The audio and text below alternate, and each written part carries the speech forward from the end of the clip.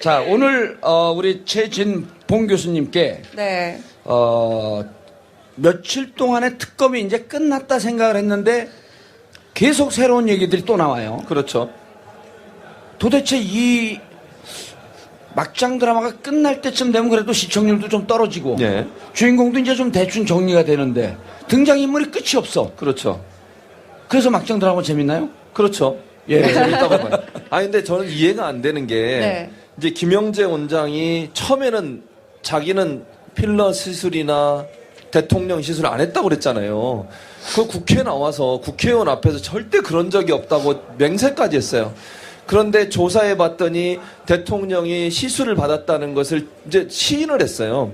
이유는 그렇죠. 두 가지가 있다고 예. 보는데, 하나는 특검이 어떤 조사를 했냐면 김영재 원장 의원을 압수수색했어요. 그 병원을. 거기서 자료를 일부 받고 보험심사평가원이라고 해서 무슨 약품 쓰거나 진료한 내역을 쭉 보고하게 돼 있는 거기에 자료를 또 받았어요. 그리고 병원에 근무했던 사람들의 증언을 쭉 봤더니 분명히 실수를 한 게 맞다라고 하는 것을 증거를 들이민 거고, 두 번째는 박채윤이라고 와이프 있지 않습니까? 이 사람 뇌물로 걸려들었잖아요. 예. 그것도 압박이 된 것 같아요. 아하. 이 두 가지 요소가 결국 김영재 원장으로 하여금 시술했다는 걸 시인할 수밖에 없는 상황에 빠뜨렸다고 보고, 그러면 결국 대통령이 시술한 건 맞잖아요. 지금까지 안 했다고 그랬는데 증거가 분명히 있는데도 안 했다고 거짓말하고 버텼지 않습니까? 그런데 김영재 원장이 시인했고요. 또 자문이었던 정기양 피부과 의사도 본인도 시술을 했다고 얘기했어요. 서너 번. 그런데 웃기는 건 뭔지 생각해 보세요. 정기양 같은 경우에는 자문이니까 해도 사실은 별 문제가 없어요. 비서는 아니잖아요. 근데 왜 국회 가서 거짓말을 했을까? 이 부분이에요. 이 사람이 자기는 자문이니까 했다고 해도 별 문제가 없는 사람이에요. 그런데 거짓말을 했다는 말은 뭔가 숨기고 싶은 게 또 있는 거예요, 그 안에. 정기양 자문이가 서너 번이나 대통령 얼굴에 시술을 한 것을 시인하면서 그 전에 국회에서 거짓말했던 거 위증한 게 분명히 드러났다고 하면 정기양 이 사람이 왜 거짓말을 했을까도 특검이 조사해야 될 부분이라고 생각이 되고, 이런 여러 가지 조항으로 봤을 때 대통령이 시술을 받은 건 분명하다. 더 황당한 건 그 장소가 본인이 직무 공간이라고 얘기했던 관저라는 거예요. 의무동도 아니고. 그러면 집무 시간에 시술 받은 거잖아요. 공무원이 집무 시간에 자기 얼굴 피려고 시술 받은 게 정당합니까? 우리 세금 갖고 돈 받고 생활하는 대통령 입장에서 관저에서 집무하는 동안 시술을 받았다? 국민들이 납득할 수 있겠습니까? 잘못된 거 아니에요? 알겠습니다. 그런데 예. 자, 일단 지금 우리 교수님께서 지적하는 포인트가 근무 시간에 예. 예. 시술을 받은 것은 분명히 문제가 있었죠. 근데 예. 이제 그 전에 원초적인 문제는 도대체 박근혜 대통령이 그 나이에서 피부에 관심이 있으면 예. 근무 시간 아닐 때 그렇죠. 보톡스 맞을 수 있죠. 예. 그리고 그 근무 시간 아닐 때 시술 받을 수 있습니다. 예. 근데 처음서부터 박근혜 대통령도 그렇고 김영재 원장도 그렇고 정기양인가요? 예. 정기양 맞습니다. 정기양 피부 주치의도 맞은 적 없다 이렇게 얘기했잖아요. 거짓말을 했죠. 왜 거짓말을 해요? 그런 걸 숨기고 싶었던 거죠. 그러니까 숨기는 자가 범인이다. 풍미는 자가 범인이죠, 당연히. 그러니까 뭔가 그때 시술을 받는 것을 숨겨야 할 이유가 있는 거죠. 이유가 있었던 거죠. 거기에 우리가 또 생각해 볼 게 세월호 7시간과도 연관시켜서 생각해 볼 수밖에 없다는 거예요. 예. 세월호 7시간 동안 김영재 원장의 뭐 동선이라든지 본인의 해명이 클리어하지 않습니다, 지금. 지금도 클리어하지 않죠. 지금도 클리어하지 않죠. 예. 그럼 그날 무슨 일이 있었는지, 또 공교롭게도 대통령은 대체로 수요일 날, 4월 16일이 수요일이잖아요. 수요일 날 집무를 거의 안 하셨어요. 그러니까 예. 특별한 업무가 없어서 관저에 머무르셨단 말이에요. 네. 그러면 그게 둘 다 김영재 원장도 대체적으로 수요일 날 휴진을 하고 밖으로 나가거나 아니면 다른 일을 했던 경우가 많아요. 예. 그 두 가지가 오버랩이 되는 부분이 있다고 하면, 공교롭게도 2014년 4월 16일은 또 수요일이었고. 그렇죠. 그러니까 두 어허. 사람이 둘 다 직무를 하지 않은 상태에서 어떤 일이 일어난지를 우리는 알고 싶은 거죠. 자, 또 하나의 문제가요. 예. 김영재 원장이 시술하지 않았다. 그러다 나중에 양파 껍질 까듯 살살 나온 것이 뭐였냐면 보니까 김영재 이분은 청와대 들어가면서도 등록이 없었단 말이에요. 그렇죠. 예. 그러면서 나중에 우리가 새롭게 안 사실 보안 손님이다. 예. 도대체 보안 손님이라는 게 뭐냐? 맞아요. 그리고 주치의도 아닌데 보안 손님으로 등록이 돼 있었단 그렇죠. 말이에요. 예. 그것도 숨기고 싶어서 그런 거 아니겠습니까? 보안 손님이라는 거는 사실은 기록에도 안 남기는 거예요. 여러분 생각해 보세요. 청와대라고 하는 곳은 국가에서 가장 중요한 기관이고 중요한 장소지 않습니까? 그러면 누가 몇 시에 들어와서 몇 시에 나왔는지가 기록이 돼야 돼요. 그걸 안 남긴다고 하는 것은 청와대 보안 시스템 자체를 완전히 무력화시켰다는 것이고 그 무력화의 정점에 최순실과 이영선과 박근혜가 있었다는 거잖아요. 그 세 사람이 합작을 해서 무력화시킨 거 아니겠습니까? 경호실에서 전혀 모르는 상태에서 보안 손님이라는 이름으로 기치료 아줌마도 들락날락하고 주사 아줌마도 들락날락하고 이렇게 김영재 원장도 들락날락하고 이런 일들이 있었다고 하는 것은 청와대 보안 시스템 자체가 얼마나 무능해졌느냐 무력화시켰느냐 하는 걸 볼 수 있는 증거라고 볼 수 있겠죠. 네, 이 김영재 원장의 비선 진료가 이제 사실로 드러났잖아요. 예. 그러면서 새로운 의혹이 제기가 됐습니다. 김영재 원장이 주로 멍자국이나 혹은 뭐 시술 흔적 같은 걸 지우는 그런 그랬죠. 진료를 했다고 이야기를 했어요. 시술을 보톡스를 놔준 게 아니고 자국을 지우는. 네, 그렇죠. 좀 완화시키는 그런 네, 고정 맞아요. 시술을 해왔다고 이야기를 했는데 그렇게 된다면 비선 진료를 한 인물이 이제 또 더 있다는 거죠. 있다. 그럼요. 누군가가 이야기가 수술을 되잖아요. 했고 멍자국이 생기니까 예. 김영재 원장이 지워주고 그렇죠. 그럼 누군가는 또 또 있을 있는 수도- 거죠. 그러니까 비선 실세라고 비선 의료진이라고 하는 게 예. 김영재 원장 한 사람으로 끝나는 게 아닌 거라잖아요. 김영재 원장은 분명히 그랬어요. 본인도 시술을 했지만 시술한 것뿐만 아니라 다른 사람이 시술한 게 부작용이 생긴 것을 고쳐준 적이 여러 번 있었다. 이렇게 얘기하고 있어요. 그렇다고 하면 김영재 원장이 고쳐주기 전에 시술한 누군가가 있는 거예요. 예. 그럼 우리가 생각해 볼 수 있는 게 백모 씨라는 사람을 생각해 볼 수 있잖아요. 그러니까 주사 아줌마라고 보통 얘기하는 예. 그 70대 아주머니인데 이분을 정유라도 증언을 했어요. 정유라가 뭐라 그랬습니까? 올보르에서 인터뷰하면서 자기가 그 사람이 누군지 알 것 같다 이랬어요. 백모 씨. 백모 씨를 예. 본인도 그 사람한테 맞았고 최순실도 맞았고 최순실이 소개해서 박근혜 대통령도 주사를 맞은 사람인데 그 사람이 아마 그 사람은요 한 가지 분명히 아셔야 될 게 의사 자격증이 없는 사람이에요. 그 사람이 의료법 위반으로 정부로부터 처벌을 받은 사람이에요. 그러니까 의료법 위반으로 처벌받은 사람을 청와대에 불러들여서 주사를 맞았다? 이게 말이 된다고 생각하십니까? 근데 그런 사람이 치료한 거를 부작용이 생기니까 이제 의사인 김영재를 불러서 그것도 피부과 전문의도 아닌 일반 의사인 김영재를 불러서 수정받았다라고 하는 것이 그러니까 증언이라고 볼 수 있겠죠. 예. 네. 자, 문제가 그렇게 정리를 해보면 첫 번째는 일단 비선 진료를 받았다. 예. 이게 문제고요. 두 번째, 이 진료 받은 것, 시술을 받은 것을 계속 감추고 있었다. 그렇죠. 그러다 이제 하나씩 둘씩 특검에서 드러났는데,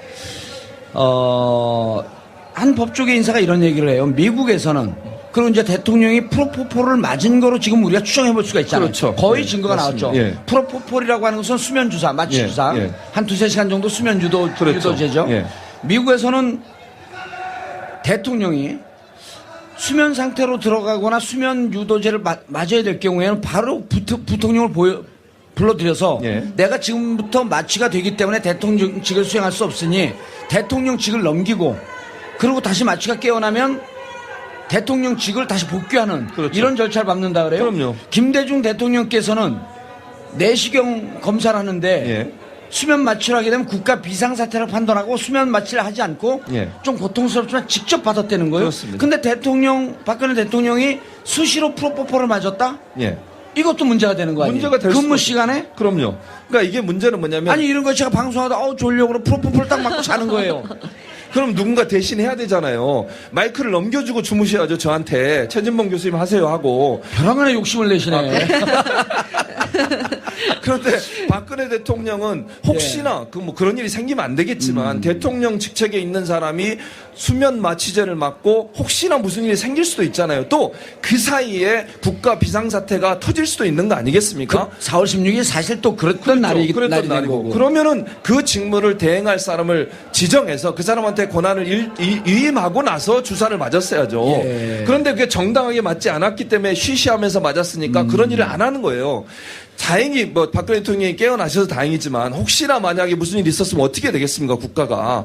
이런 식의 비선 진료가 그래서 위험하다는 거예요. 그렇죠. 주치의의 입회하에 또는 주치의에게 보고가 된 상태에서 만약에 비상사태를 준비한 상태에서 시술을 해야 되는 거죠. 그런데 밤에 몰래 기치료 아줌마 부르고 주사 아줌마 부르고 김영재 불러서 주사 맞았다. 이게 얼마나 국가를 위험에 빠뜨리는 행위입니까? 그렇죠. 그런데 예. 자 이제 계속 부정을 하고 김영재 의원 압수수색을 해서 나온 여러 가지로 이제 증거들이 있지 않습니까? 예. 그 중에 자, 이 박근혜 탄핵을 반대하는 분들이 이런 주장을 펴요. 당일날 무슨 프로포폴을 맞고 시술을 받았다는 둥, 아니면 박근혜 대통령이 수면 마취제를 맞았다는 둥, 이런 얘기가 있는데 그날 나온 프로포폴을 보면 프로포폴이 20ml짜리인데 예. 15ml 쓰고 5ml가 남아 있었다. 예, 그렇게 얘기했죠. 그럼 15ml짜리는 예. 실질적으로 20분 정도밖에 잠을 잘 수 있는 없다. 양이다. 네. 그런데 그날 무슨 프로포폴 맞고 시술을 받았냐 이러고 반박을 하는데 예. 어느 의사 선생님이 전화가 왔어요. 예. 와갖고 뭐라고 그러냐 하면 예. 프로포폴 처음부터 박근혜 대통령이나 김영재 의원이 있다고 인정한 겁니까? 인정한 게 아니잖아. 안 했죠. 찾아낸 거 아니에요. 예, 맞습니다. 네. 그리고 그날 박근혜 대통령에게 낫다라고 하는 것도 진료 기록을 보니까 김영재 원장 찢어버린 진료 기록을 다시 맞춰보니까 그렇죠. 거기서 나온 거 네, 아니에요. 맞습니다. 나온 것 중에 15mm가 없어진 거지. 그렇죠. 20mm 다 쓴 거를 다 없앴을지 어떻게 아느냐. 충분히 가능하죠. 그리고 또 한 가지는 예. 우리가 볼 게 한 달인가 그 기간 동안 김영재 원장이 썼던 프로포폴이 엄청난 양이에요. 그게 그날 하루 것만 빼돌렸다고 볼지 아니면 아하. 다른 날도 이미 프로토콜을 일정 부분 빼돌려서 그걸 시술에 사용할지도 아무도 모르는 거예요. 왜냐하면 김영재 원장이 그걸 빼돌렸기 때문에 그렇고요. 모든 기록을 다 파쇄하고 없앴어요. 증거 인멸을 했지 않습니까? 그럼 단순히 그날 썼던 거 보고된 거 그것도 사실 말씀하신 것처럼 15mm 남았다는 것도 보고된 내용만 그렇게 돼 있는 예. 거예요. 보고 안 된 내용도 있을 아니, 수 있는 거 아니에요? 보고된 것도 감추려고 그랬던 거 아니에요? 그렇죠, 맞습니다. 그거 찾은 거 아니에요? 감추려고 그랬던 걸. 그러니까 충분히 그 전에 빼돌렸을 가능성도 있고 예. 다른 날 가져왔던 것을 실수에 사용했을 가능성도 충분히 고려해 볼 수 있는 그렇죠. 것이죠. 그리고 세월호 7시간에 특검이 마지막까지 관심을 갖고 있는 이유는 이 비선 진료에 대해서는 그렇죠. 세월호 7시간에 대해서는 무엇을 했는지 아직 규명을 하지 않고 있고 예. 그리고 대통령 측에서 언제에다가 자료를 내라고 해도 안 내고 끝까지 있죠. 냈는데 의문투성이 예, 다시 내려 보강해서 내라고 하니까 안 내고 있기 있습니다. 때문에 결국 특검은 어쨌든 이 고통스러운 참사 세월호 진실을 밝혀내기 위해서 마지막까지 비선 진료를 파고 들어가고 있다. 그렇죠. 예. 네. 세월호 7시간의 의혹을 풀기 위해서 정말 온 힘을 특검이 다 하고 있는데요. 핵심 키맨으로 지목이 되고 있는 이영선 행정관에 대해서도 좀 이야기를 해보고 싶어요.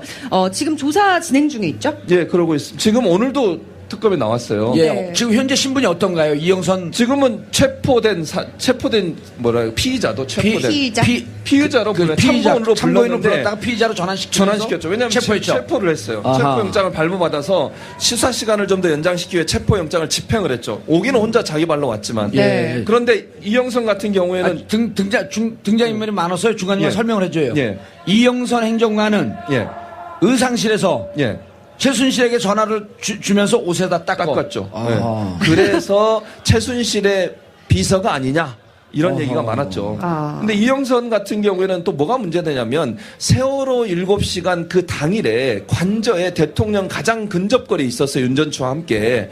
그러면 그날 누가 왔고 누가 나가고 대통령이 뭘 했고 모든 사실을 알고 있는 이 사람이에요. 그 사람이 증언을 지금 안 하고 있잖아요. 특검에 나와서도요 한마디도 안 해요. 특검에 나와서 그렇게 물어보는데도 입을 딱 다물고 또 기자들이 물어봐도 한마디도 안 합니다. 예. 물론 현직에 그 사람 아직도 현직에 있어요. 대통령 행정관 하고 있죠. 지금도 청와대. 그 상황이기 때문에 그럴 수도 있고 충성심이 높아서 그럴 수도 있고 이 사람이 97년도부터 박근혜 그 당시엔 의원 신분이죠. 의원 신분 때부터 경호원을 했어요. 그리고 청와대 들어가니까 같이 따라 들어간 거죠. 그 유도 선수 출신이고요. 예. 운동한 사람이고 그러다 보니까 아마 충성심에 발로해서 끝까지 버티는 것 같은데 네. 이 사람이 입을 열어야 사실은 진실이 규명이 돼요. 국민을 봐야지 자기를 뽑아준 대통령 보면 되겠습니까? 국민이 궁금해하는 것을 정말 국민의 한 사람이라면 시원하게 얘기해줘야 되는 거 아니에요? 맞습니다. 네. 어떻게 하면 입을 좀 열게 할 수 있을까요, 특검이? 그래서 지금 특검 입장에서는 네. 뾰족한 수가 없어요. 이영선 입을 안 열면 지금 상황에서는 특별히 뾰족한 수가 없는데 네. 왜냐하면 증거를 들이밀어도 끝까지 거부했어요. 예컨대 이런 거예요. 예전에 특검에 나와서 특검이 아니라 국정조사에 나와서도 그렇게 얘기했거든요. 당신 기치노 아줌마, 주사 아줌마 데려다 준 적 있냐? 없다 그랬어요. 그래서 헌법재판관이 증거를 내밀었잖아요. 정호성한테 보는 문자 메시지 보내줬어요. 기치료 아줌마 들어가신다. 또는 뭐 대장님 들어가십니다. 이랬어요. 대장은 대장. 대통령을 얘기하는 거거든요. 기치료 아줌마 들어와서 대장님 들어가십니다. 그 말은 기치료 아줌마가 청와대 관저에 들어갔어. 그 다음 치료받기 위해서 대통령이 들어갑니다. 이런 문자까지 있어요. 예. 그 정호성하고 나눈 문자에. 그거 드림이니까 있으니까 그랬나 보죠. 그러나 간 거에 대해서는 얘기할 수 없습니다. 비밀입니다. 이래요. 그렇죠. 그래- 이렇게 얘기했죠. 그게 예. 헌재에서도 그 헌재 얘기로 넘어가기 전에 이영선을 좀 소개할 필요가 있는데 예, 예. 네. 이분이 원래 부속실 소속이었어요. 그랬었죠. 맞습니다. 근데 2015년에 경호실 소속으로 소속을 바꿉니다. 예. 그럼 경호실 자기 직속 상관이 있을 거 아니에요? 예. 직속 상관이 누구냐 하면 경호실 그 관저부장이에요. 예. 왜냐하면 관저를 지키고 있는 경호원이기 때문에 예. 관저를 지키는 책임자가 관저부장입니다. 그렇죠. 그런데 2015년 경호실을 옮기고 난 다음에 관저부장의 지시를 받은 적이 단 한 번도 번도 없답니다. 없어요. 예. 그러니까 소속은 경호실 소속이지만 실질적으로는 안봉근으로부터만 지시를 부속실로부터만 지시를 받고 안봉근과 이영선과 최순실의 연결고리가 되는 거 아닙니까? 그렇죠. 맞습니다. 그러니까 무슨 비밀스러운 일을 하길래 한 번도 관저부장의 지시를 받지 않고 그럼 언제 출석해갖고 질문을 하니까 업무상 이렇게 정확히 얘기해 업무상 비밀이라 말할 수 없습니다. 예, 그렇게 얘기했죠. 그러니까 헌재 재판관이 뭐라 그랬냐면 그건 업무상 비밀 아닙니다. 말하세요 그랬어요. 그런데도 말을 안 했어요. 그러니까 지금 말씀하신 것처럼 청와대의 안봉근, 그러니까 본인의 소속된 자기 상관의 말도 듣지 않고 소속만 거기에 놓고 안봉근의 지시를 받고 최순실의 비서 역할을 하면서 봉고차 몰고 다니면서 비선 실세 모셔다 드리고 기치료 아줌마 모셔다 드리고 비선으로 의료 진료하는 사람 모셔다 드리고 이런 일만 한 거예요. 그리고 의상실 쫓아다니면서 핸드폰 닦아서 드리고 예. 이런 일을 한 사람이 국가의 녹을 먹는 사람입니다. 저와 여러분이 낸 세금 가지고 월급 받는 사람이 최순실이라고 하는 비선 실세에 비서관을 해서 되겠습니까 이게? 너무 흥분하지 마세요. 예, 알겠습니다. 어차피 이제 그 비서관 행정관 오래 못해요. 며칠 안 남았어요. 그리고 이제 곧 무상급식 받으러 갈 거예요. 그러니까 너무 흥분하지 마시고 자 예. 정리합니다. 8시 30분에 윤전춘이 이렇게 증언을 하죠. 예. 8시 30분에 대통령을 만나서 예. 대통령은 9시에 관저에 들어갑니다. 예. 그런데 9시서부터 오전 중에 안봉근이 관저에 있었다라고 윤전추가 증언을 해요. 그렇죠. 이러저러한 증언을 맞춰봤더니 그 같은 시간에 오전에 이영선도 그 자리에 관저에 있었다고 있었습니다. 그럼요. 윤전추도 관저에 있었습니다. 네. 이영선, 윤전추, 그 다음에 안봉근, 예. 그리고 이분들을 핵심적으로 연결하면서 청와대를 관여하고 있었던 비선 실세가 최순실. 그럼 이 시간에 예. 최순실과 같이 연결을 주고받으면서 청와대를 드나드는데 가교 역할을 했던 3명이 있었으면 예. 그 순간에 최순실이 있지 않았겠냐?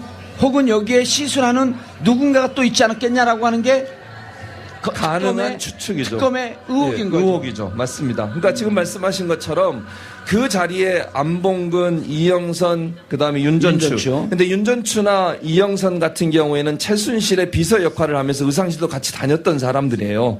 그러니까 끊임없이 최순실로부터 지시를 받았던 사람이고 또 전화도 그 대포폰이나 아니면 차명폰을 이용해서 끊임없이 통화를 했을 가능성이 있고 만약에 그 자리에 없었다 하더라도 저는 그러니까 의심할 만한 정황이라고 하면 끊임없이 전화 통화를 통해서 최순실이 그 과정에도 개입했을 가능성을 전혀 배제할 수 없다고 예. 보는 것이죠.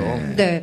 지난해 4월부터 또 10월까지 박 대통령하고 또 최순실 사이에서 570여 차례 차명폰 대화를 할 수 있게 한 게 이제 예. 이영선 행정관인데 예. 문제는 이때에 사용된 차명폰 이외에 또 차명폰들이 예. 되게 굉장히 많다고요. 많다. 그래 네. 시기별로 차명폰을 개통을 했다가 네. 또 그게 일정 정도 쓰고 난 다음에 또 개통을 하고 그렇죠. 자 근데 이영선 명의로 개통된 건 차명폰입니다. 예. 근데 이영선 명의 아닌 제3자의 명의로 개통된 것도 많이 있었다는 그렇죠. 거 아니에요? 그걸 대포폰이라고 그건 대포폰이죠. 그러죠. 예, 맞습니다. 누군지 모르니까. 모르니까. 맞습니다. 그러니까 차명폰이라고 하는 거는 윤전추 같은 경우에 윤전추 가족 이름을 빌려줬어요. 차명폰을 만드는 일에. 지금 차명폰을 어디서 만들었냐고 봤더니 이영선이 군대 있을 때 자기 후임 밑에 있는 부하 직원이었겠죠. 그때는 부대원이었겠죠. 그 사람이 제대하고 부천에서 휴대폰 가게를 열었는데 네. 거기 가서 주로 만들었어요. 그런데 이름이 필요하잖아요. 한 사람 이름으로 여러 대를 만들 수 없으니까.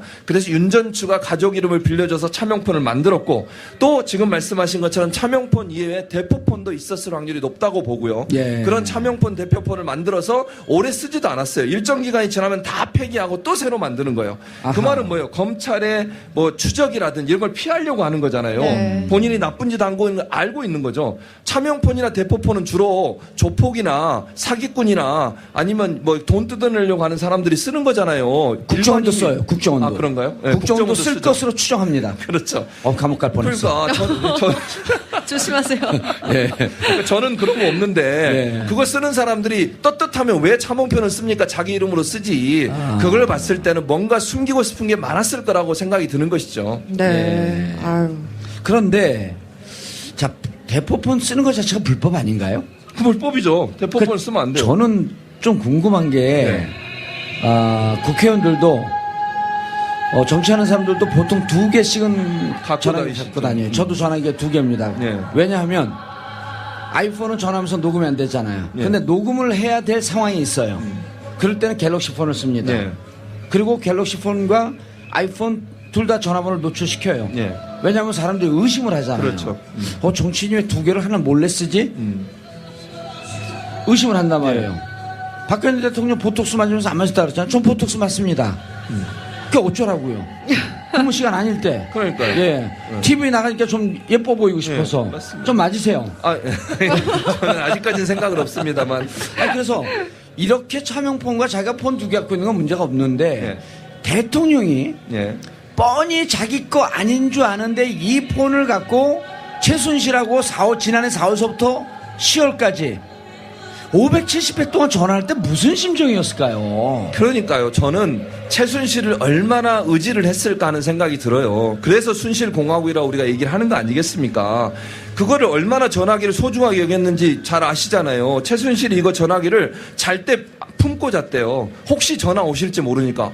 항상 대기하면서 언제든지 대통령이 한 라인인데 그 전화 오면 그거 받으려고. 두 번째 이거 한번 화장실에 빠뜨렸대요. 그랬더니 그거 꺼내가지고 하루 종일 드라이기로 말렸어요. 혹시 이거 없어지면 어떡하나. 큰일 나잖아요 지금. 그런 사실은 어떻게 알았어요? 뉴스에 나옵니다. 뉴스에 나와요. 제가 신문을 잘 안 봐갖고. 네. 제가 요즘 다른 방송에서 전모옥이라고 하는 분하고 방송을 같이 하잖아요. 아, 네, 알죠, 알죠. 2004년도에 일화를 얘기해 주는데 재밌는 게 네. 회의를 하는데요. 그때 당시 이제 박근혜 대통령이 아니라 박근혜 대표였었죠. 회의하는데 결정해야 되는 상황인데 말을 한마디도 안 하고 그 특유의 화법 있잖아요. 예,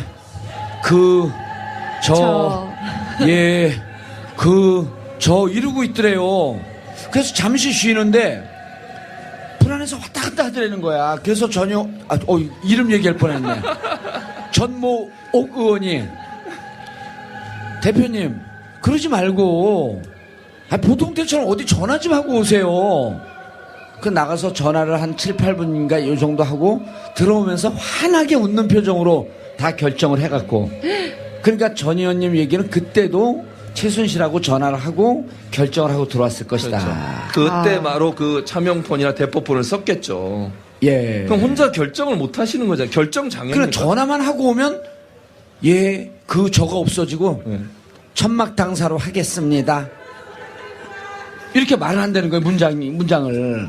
그러니 우리가 황당한 거 아니겠습니까? 이게 대통령이라는 사람이 본인이 주관적으로 또는 어떤 국정 기조에 대한 올바른 가치관과 통치 철학을 가지고 일을 하셔야 되는데 최순실이라고 하는 사람에게 의지하고 그 사람이 아니면 아무것도 할 수 없는 상태까지 빠졌다고 하는 것이 우리가 분노하는 이유 아니겠습니까? 예. 그리고 그걸 위해서 차명폰이나 대포폰이라고 하는 불법 행위까지도 저질렀다고 하는 것을 보면 그래서 대통령은 탄핵해야만 하는 이유가 있다고 저는 생각을 합니다. 자, 2014년 4월 16일로 다시 갑니다. 예. 우리 모든 국민들이 이제 다 알지만 본관과 관저가 있습니다. 본관은 대통령 집무실이고요. 그렇죠. 관저는 대통령 숙소입니다. 예. 그렇죠? 예. 자, 본관에서 근무를 해야 할 안봉근, 예. 이영선, 윤전추가 그날은 이상하게도 예. 무슨 일이 있었는지 관저로 갑니다. 예. 대통령은 일이 있어서 본관에 출근하지 않습니다. 예. 네. 관저로 모두 다 가 있어요. 예. 그럼 그날 무슨 일이 거기서 있었는데 예. 결국 지금 이영선 얘기를 안 하잖아요. 그렇죠. 네. 결국 이영선 입을 벌릴 지금 수 없나요? 상황에서는 없을 것 같아요. 왜냐하면 이영선은 아주 말 안 하기로 작정을 한 것 같아요. 오늘 특검에 출석하는 모습이나 어제도 출석한 모습을 보면 예. 아예 입을 다물고 아무 얘기도 안 해요. 그러니까 묵비권을 행사하는 건데 그게 도움이 될지는 모르겠습니다만 네. 근데 우리가 상식적으로 이렇게 생각해 볼 수는 있을 것 같아요. 예. 의원님 지적하셨듯이 일반적으로요. 대통령이 300명이나 되는 귀한 목숨이 지금 생사에 촉각이 달려있는 상황이라면 당장 집무실로 가야 되는 거 아니겠어요? 그게 상식 아닙니까? 아니면 지하 벙커로 가든지. 그렇죠. 예. 그런데 관저에 있으면서 도리어 비서관들이 관저로 와요. 이게 비상식적이라는 거죠. 자, 그런데 예. 윤 전추가 뭐라고 증언을 했냐면 9시에 대통령이 관저로 들어갈 때 예. 정상적으로 업무를 볼 머리였었다. 예, 그렇죠. 이렇게 얘기를 해요. 예, 맞습니다. 그런데 느닷없이 예. 12시에 청와대에서 토니앤가의 미용실에다 전화를 합니다. 예. 대통령이 머리를 만져야 되니 급히 들어와 주시기 바라겠습니다. 예. 자, 그래서 들어와서 대기하고 있다가 3시 20분에 머리를 만져요. 그렇죠. 윤 전추가 목격했던 대통령은 근무를 할 수 있을 정도의 머리 모양새를 갖고 있었는데 예. 3시간 뒤에는 머리를 만져야 되는 상황. 예. 그럼 누군가 머리를 흐트러뜨렸든지 예. 아니면 누워있어 머리가 눌렸든지 그렇죠. 아. 예. 올린 머리가 내린 머리가 됐든지 그렇죠. 네. 뭔가 이상한 상황이 된 거예요. 이상하죠. 그러니까 낮에 아까 말씀 아침에는 멀쩡하게 머리가 단정하게 외출해도 될 만큼 준비가 돼 있었다고 증언을 예. 했어요. 그런데 오후가 돼 다시 미장원에 근무하시는 분들을 불러서 수정을 받았다고 하는 것은 뭔가 그 사이에 머리가 흐트러질 만한 일이 상황이 벌어졌다고밖에 볼 수 없는 그래서 거죠. 특검에서 예. 토니앤가의 원장 이미 이제 언론 나왔으니까 이름을 예. 얘기해도 됩니다. 정 원장 예. 동생인 예. 정매주 씨를 최근에 비공개로 소환을 했단 말이에요. 그랬죠. 그럼 이 정매주 씨는 뭐냐면 메이크업 담당입니다. 예. 도대체 대통령 메이크업 담당이에요. 실제로 네네. 정 원장은 머리 담당. 그래서 원장이 이 부분에 대해서 자세히 얘기를 하지 않으니 도대체 무슨 일이 있었냐 해갖고 정매주 씨를 또 소환했단 말이에요. 소환했죠. 맞습니다. 무슨 내용이 나왔나요? 거기서는 아직까지는 보도된 건 없고요. 조사를 하고 있는 걸로 알고 있는데 분명히 지금 말씀하신 부분을 지적해서 물어봤을 거예요. 왜 2번을 갔냐? 아니면 아침에 멀쩡하게 있던 머리를 다시 해주러 간 이유가 뭐냐 하는 걸 따져 물었을 거예요.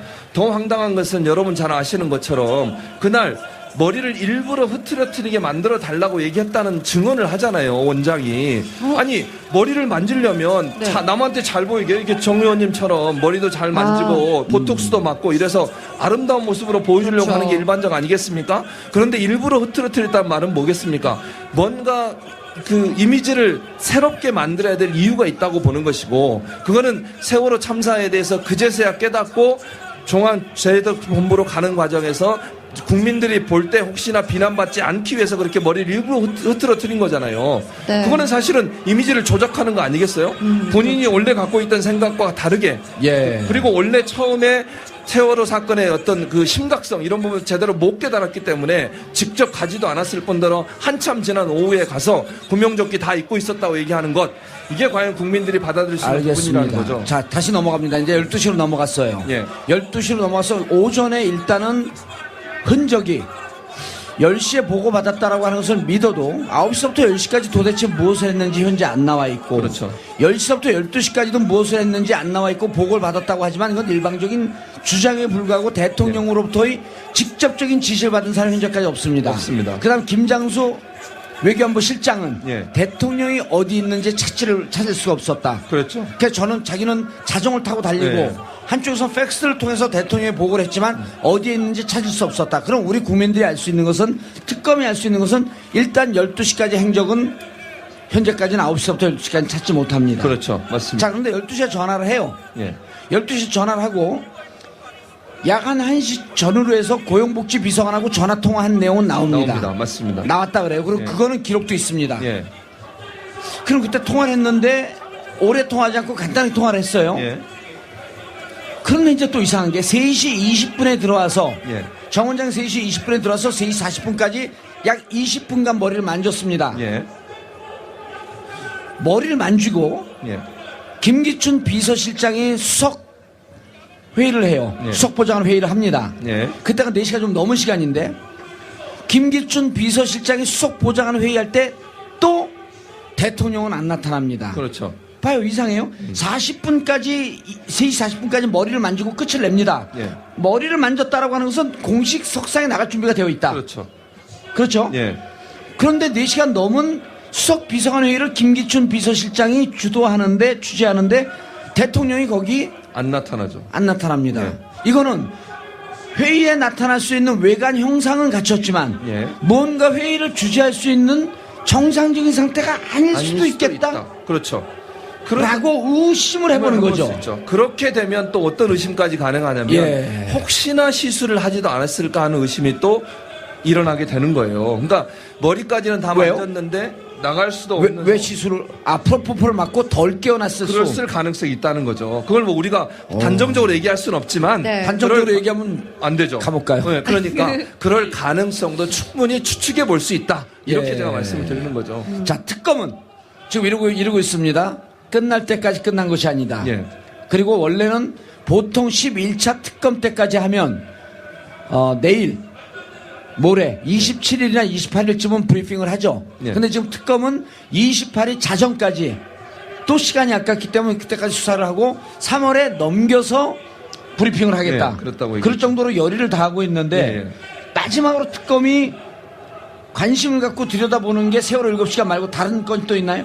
다른 거는 지금 제가 볼 때는 이재용 수사를 조금 더 집중적으로 하려고 하는 것 같아요. 오늘 이재용도 다시 불렀거든요. 이재용 부회장을 다시 불러서 예. 뇌물죄 관련된 부분들을 마무리하려고 하고 네. 또 한 가지는 장시호도 오늘 불렀어요. 특검에서. 이유는 재산.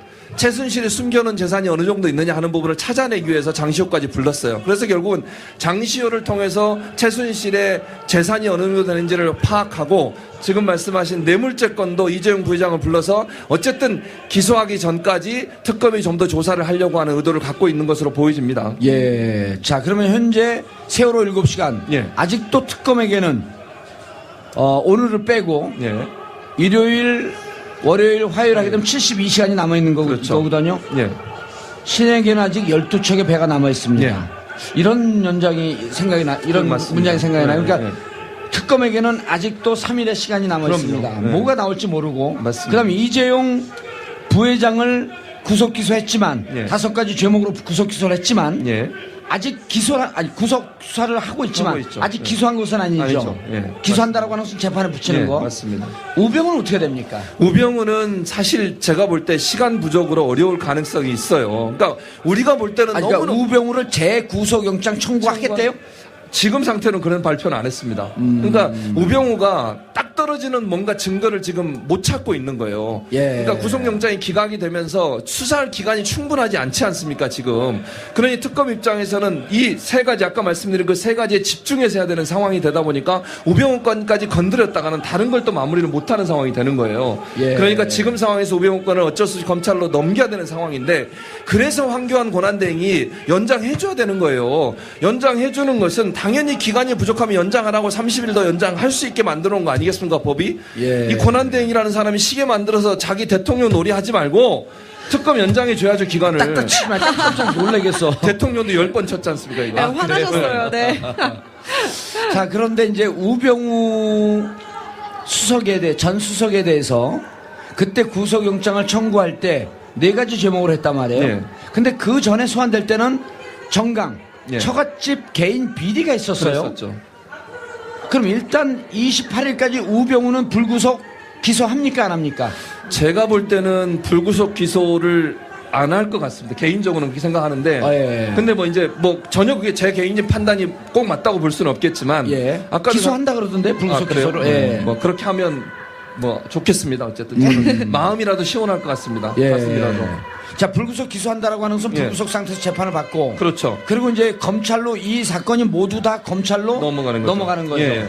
그러니까 검찰이 특별수사본부를 또 꾸린다고 그랬어요. 이 사건에 대해서. 그랬어요? 예, 예. 그러니까 우리가 이제 통상적으로 검찰이 제대로 수사를 하지 않았기 때문에 특검까지 왔단 말이에요. 예. 그런데 이 사건이 특검이 정말 국민 모두에게 박수를 받으면서 70일 동안 어마어마한 성과를 냈어요. 예. 19명의 구속자를 만들어냈습니다. 그랬죠. 예. 그리고 다시 특검으로 검찰로 넘기면 검찰은 특별수사본부를 만들어서 그럼 이번엔 검찰은 제대로 수사하겠다는 의지를 보이는 거 아닌가요? 그럼요. 저는 그렇게 봅니다. 지난번 사실 특검으로 넘어오기 전에도 특별수사본부가 많은 일을 했어요. 물론 아하. 우리가 볼 때 속 시원하게 하지 못했지만 지금 검찰이 아무리 박근혜 대통령이 임명한 사람이라 하더라도 저는 특별수사본부를 꾸려서 우리 지금 이 상황에서 잘못된 수사라면 어떻게 되겠습니까? 여러분이 가만히 있으시겠습니까? 제가 볼 땐 예. 그렇지 않다고 보고요. 물론 특검보다 못한다고 볼 수는 있겠지만 특별수사본부도 충분히 지속적으로 수사를 할 것으로 저는 그렇게 믿습니다. 예. 네, 알겠습니다. 박근혜 대통령 비선 진료와 또 여전히 풀리지 않는 세월호 7시간에 대해서 이야기를 나눠봤습니다. 최진봉 교수님 오늘 함께 해주셔서 너무 감사드립니다. 예, 감사합니다. 네, 감사합니다. 네, 다음에 또 뵐게요. 그리고 지금 저희 공개 방송차 앞에 많은 시민들이 함께하고 계십니다. 시민들 이렇게 오셨는데 네. 또 우리가 소통과 참여하는 방송 아니에요? 그렇죠. 우리 조은나래 네. 아나운서께서 내려가서 시민들을 좀 만나보면 네. 그런 시간 갖도록 하겠습니다. 네, 제가 마이크를 뽑았습니다. 내려가 볼게요. 마이크 뽑은 걸 뭘 얘기를 해요? 그냥 내려가면 되지. 내려간다고요. 얘기가 아니라. 자, 이렇게 내려왔고요. 오늘 저와 함께 이야기해 보실 분들, 네, 여기 앞에 계시는데요. 한번 만나볼게요. 안녕하세요. 네, 안녕하세요. 네, 안녕하세요. 두 분이 연인이신가 봐요. 부부예요. 아, 부부신 예. 거예요? 딱 보면 부부인 줄 알고 그걸 연인이라 그래요. 아니, 기분 좀 좋으시라고. 연식이 나오는데요. 아니, 왜요? 연인 같으시구만. 네. 아니, 결혼하신 지 얼마나 되셨어요? 저희 한 3년. 딱 신혼이시네요. 딱 보니까. 네. 3년이요? 네, 3년. 3년이면 신혼이죠, 맞습니다. 그렇죠. 저희는 네. 33년 됐습니다. 제가 잘 봤네요. 오늘 두 분이서 여기 광화문 현장에 나오셨는데 몇 번째 오신 거예요? 저희 오늘까지 5번째 나왔어요. 아, 오늘까지 이제 5번째 참여하고 계시고 정봉주의 품격 시대는 현장에서 처음 보시나요? 현장에서는 처음 보고요. TV에서도 한 번도 본 적은 없는데 얘기는 많이 들었습니다. 아, 예. 그러세요? 근데 어떻게 이렇게 딱 앞에서 보게 되셨어요? 품격 시대는 보진 못했는데 정봉주 의원님 팬이어가지고 지나가다가 보이길래 참 네. 반듯한 생각을 갖고 계신 분이네요. 네, 저로서는 별로 더 이상 듣고 싶지 않은 그런 이야기이긴 한데 오늘 현장에 나와보신 소감 한 말씀 부탁드릴게요. 제가 한 달 전에 나오고 지금 한 달 만에 나왔는데 그때보다 훨씬 더 많은 사람이 모여 있는 것 같고요. 네, 뭐 아무래도 마지막이다 보니까 특검 연장도 지금 안 되는 게 거의 확실시 되다 보니까 네. 사람들이 조금 더 목소리를 내려고 더 많이 참여하신 것 같습니다. 그러니까요. 특검 연장이 결국에는 안 될까요? 어떻게 생각하세요? 뭐 시기상으로는 좀 뭐 거의 확실시 된다고 듣긴 들었는데 네, 그래도 이게 결정을 황교안 총리가 황교안 대행이? 하는 거잖아요. 네, 그렇죠. 대행이 하는 거잖아요. 네. 근데 뭐 이거를 국민들이 원하는 거를 하지 않으면 대행도 탄핵을 할 수 있다라고 제가 알고 있거든요. 예. 네. 그래서 그런 방면으로 조금 더 목소리를 내면 뭐 결국은 28일 날이 마지막으로 알고 있는데 그날 연장을 하지 않을까. 예. 네, 그러면은 연장을 해달라는 그 마음으로 두 분이서 함께 황교안 대행께 한 말씀 해주시죠. 카메라 보면서. 네. 예, 한 말씀 하시기 전에요. 네. 저도 시계 하나 주세요예요. 별로 시계 받고 싶진 않은데. 네, 시계는 별로 받고 싶지 않고요. 국민이 원하는 대다수의 국민들이 원하는 거 그것만 연장해 주시면 이게 진실인지 아닌지 확인할 수 있으니까요. 네, 예. 그것만 연장해 주셨으면 좋겠습니다. 네, 감사합니다. 오늘 참여해주셔서 너무 예. 감사드리고요. 네, 끝까지 또 함께 해주시길 바랄게요. 감사합니다. 네, 여기 다음 좋은 분도 날에 만나볼게요. 아나운서님, 근데 왜 여성분에게는 질문을 안 하세요? 그러면 골고루 좀 질문해야죠. 뭐 질문 좀 더 드려볼까요? 네, 원하시면. 여성분이 한국말을 모르신대요? 아니요. 부끄러우시다고. 네. 그럼 다음 분께는 여기도 여성분이 계시거든요. 예. 네. 원하시는 여성분께 한번 질문을 드려보도록 하겠습니다. 안녕하세요. 네, 안녕하세요. 네, 안녕하세요. 안녕하세요. 예. 네. 어디서 마이크를- 오셨어요? 서울시 강서구 방화동에서 왔습니다. 예, 강서구 방화동. 네. 예, 알겠습니다. 몇 번째 나오신 거예요? 7번째요. 마이크 좀 대고 얘기하세요. 7번째 나왔습니다. 아까 방금 인터뷰하신 분들이 의문의 일패시네. 의문의 1패. 목소리가 굉장히, 네, 애교 섞인, 목소리시네요. 두 분이서도 부부신 네, 거예요? 부부입니다. 저희 11년 차입니다. 예. 11년 차 부부께서. 또 아까 두 분이 의문의 1패네. 네, 오늘 현장 나오셨어요. 2017년 첫 번째 민중 총궐기 함께하고 계신데요. 17자 촛불 집회고요. 그렇죠. 네, 먼저 짧게 간단하게 소감 한 말씀 부탁드릴게요. 예, 지금 현재 그 박근혜 정부가 저희 국민들을 너무 무시하고 있기 때문에 저희가 가만히 앉아서 두고 볼 수는 없기 때문에 광화문으로 자연스럽게 나오게 됐습니다. 예. 말씀을 너무 잘하세요. TBS 리포터 같아요. 지금 그 별 일이 없으면요. 직장이 없으면 TBS 취직하시죠. 그것도 좋은 생각인 것 같습니다. 아니, 아까 1부 잘 들으셨죠? 네, 1부 때 이제 세월호 7시간에 대한 이야기를 저희가 조금 나눠봤는데, 김영재 원장에 대해서 이야기를 했어요. 박근혜 대통령이 그 세월호 7시간 동안 피부 시술을 받았다고 생각을 하시는지, 어떻게 생각하고 계신지, 좀 여쭤볼게요.